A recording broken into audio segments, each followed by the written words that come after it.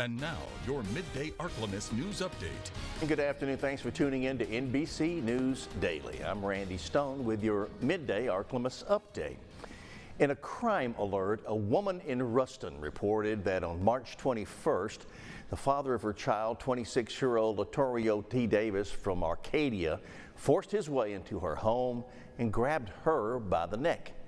He had come to drop off their 3-year-old child, and when she tried to close the door, he attacked her. The woman managed to escape and call police. Officers found Davis's car and arrested him on Tech Drive. They discovered a gun in his vehicle. Davis was charged with home invasion, violating a protective order, armed robbery, aggravated assault with a firearm. His bail was set at $575,000.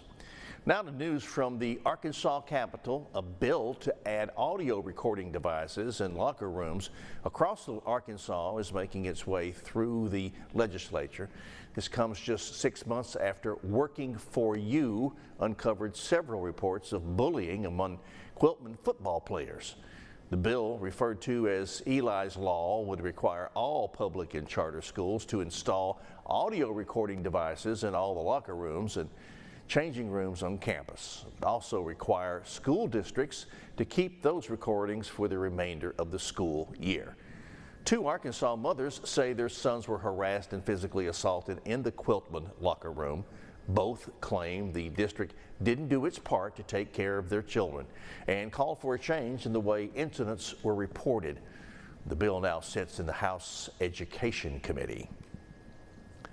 Staying in Arkansas, 2 bills, Senate Bill 590 and House Bill 1931, aim to reduce the high recidivism rate in the state, where 50% of inmates return to their prison after their release. Sponsored by Senator Ben Gilmore and Representative Howard Beatty, the bills propose a program to help inmates from their first day in prison.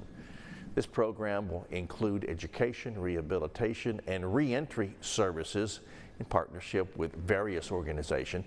Inmates will be assessed and assigned to programs, and those who do well will earn rewards like extra phone time or recreation. The program also includes a plan to help inmates transition back into society with housing support. The bills have emergency clause, meaning they could take effect immediately if passed. And now, exclusive Storm Tracker Doppler weather with meteorologist Chase Ward.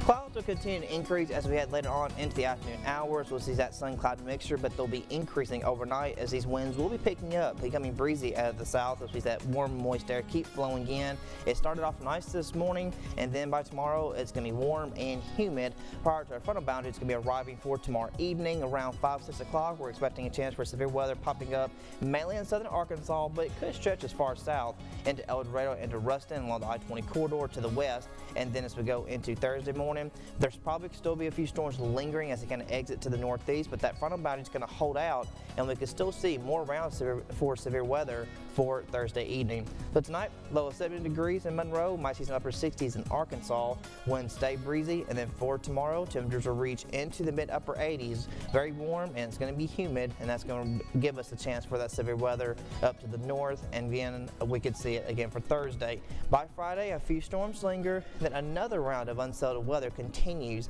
as we head into the weekend on Saturday and lingering by early on Sunday.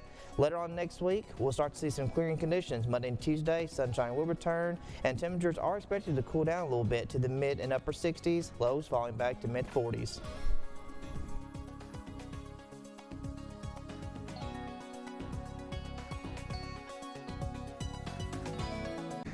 That's it for our update. NBC News continues now. Keep in mind, Friday, a big Friday for those who want to purchase those St. Jude tickets, those that are left, because extra prizes to qualify, you have to buy your ticket by Friday. That is huge to do that. Be safe out there, and God bless you.